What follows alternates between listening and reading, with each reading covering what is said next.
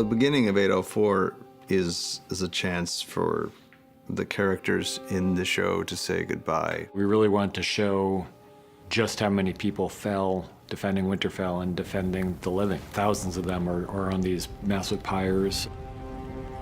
The feast scene was a very different tone than the scene in the first episode of the series. Everyone's thinking about what they've just seen and the people they've lost. They've just burnt their comrades' bodies, so it's, you know, it has that kind of appropriate, dark, somber beginning. Dany kind of structures the feast scene in a way. I mean, she's really the person whose emotions and choices are guiding the scene. And things start to shift a little bit when Daenerys calls forward Gendry and names him the new Lord of Storm's End. Gendry. It's almost like, as the queen, she's giving people permission to celebrate what they've done. Things start to relax a little bit. These people did survive, and they won. They emerged victorious. And so what started as a very funereal scene gradually starts to shift into more of a party atmosphere as people get drunker and drunker. That shift does not happen with Daenerys. She's scarred by the events that just took place, but she's also very much thinking about what Jon Snow told her, and she's really shaken when she sees everyone celebrating with him and talking about what a madman and what a king he is for getting on a dragon. He has love and respect from these people that even with the gesture that she just made, she can't ever equal. She realizes that his true identity is a real threat to her if it comes out. So she's in a fairly dark place, and while other people are starting to try to celebrate their survival and their victory, Dany's not in a celebratory mood. After the feast, she comes to talk to him, and with the intention of making this all work out and of bringing things back to the way they were before. There's a moment where they're kissing, and it seems like things are kind of getting back to where they were, but it's almost as if he remembers all of a sudden what she really is. It's tense for him. For her, she grew up hearing all these stories about how their ancestors who were related to each other were also lovers, and it doesn't seem that strange to her. For him, it is a strange thing. Once Dany introduces the idea that everything can be as it was if Jon keeps this secret buttoned down and tells no one, she's introducing a conflict that plays forward. From his standpoint, he's already declared his loyalty to her. He's promised her, and he's a man of his word.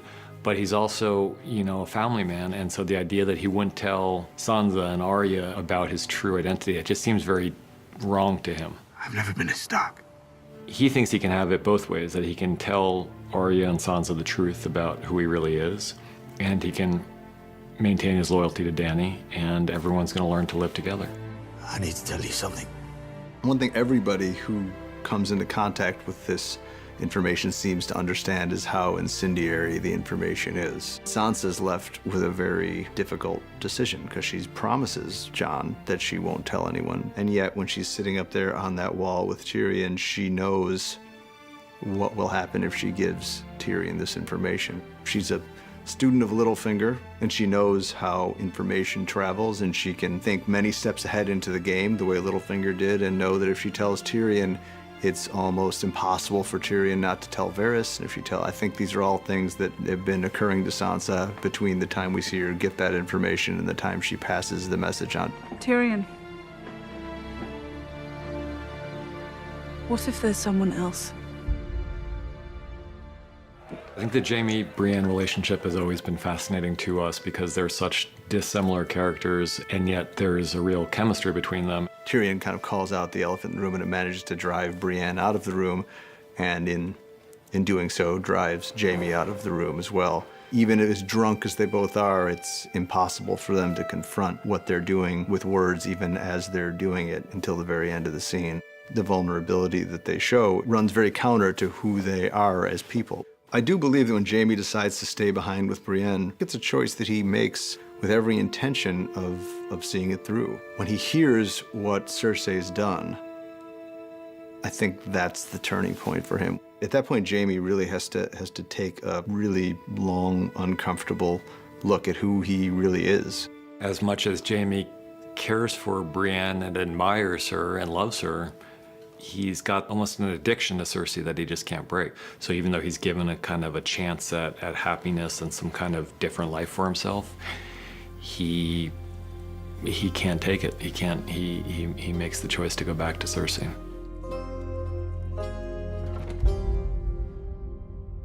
Part of the story here is that while we've been concentrating on Winterfell and the fight against the Army of the Dead, Dany's other enemies have not been just sitting still. They've been planning for the final battle. We saw in season 7 that Qyburn had invented this giant dragon-killing scorpion, and it didn't quite work. Qyburn went back to the drawing board and he made even larger, more powerful scorpions. Dozens of them are now lining the walls of King's Landing, and dozens more are mounted on the decks of the Iron Fleet.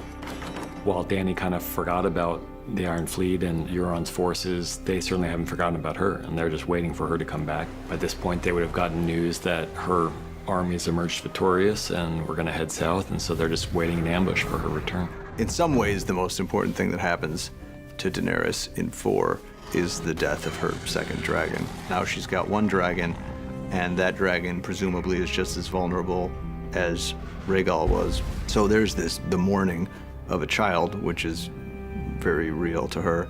And then their best friend is taken. Dany knows that once Cersei has Missandei, that she's not going to see Missandei alive again. This is a moment for Cersei where she has a chance to maybe to flee and get away if she surrenders, but that's, I think anyone who knows Cersei knows she's not going to make that choice. Her feeling is, if I give up the throne, I'm dead. And so my only chance now is to win. And that's what she says to Ned Stark in season 1. When you play the Game of Thrones, you win, or you die. Dany is this young queen coming to try to usurp her, and Cersei's not going to give up the throne that easily. She's captured an enemy, and this is how Cersei deals with enemies. Tyrion's perspective is, you know, while we have these various wars for supremacy and everything, let's not forget about the people who are going to suffer the most from it. He can envision what will happen in King's Landing if these two armies clash and dragons are involved, and it's an obvious catastrophe. She feels like the odds are actually pretty good for her at this point, and she's willing to roll the dice. I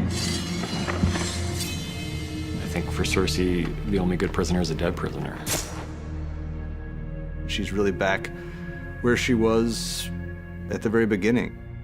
Emotionally, she's alone in the world, and she can't really trust anybody. People have underestimated Dany's strength many times before, and no one's really done very well underestimating her strength. Unlike then, she's extremely powerful, and unlike then, she's filled with a rage that's aimed at one person specifically. I think what's probably echoing in Dany's head in those final moments would be Missandei's final words. Dracarys is clearly meant for Dany. Missandei knows that her life is over, and she's saying, you know, light them up.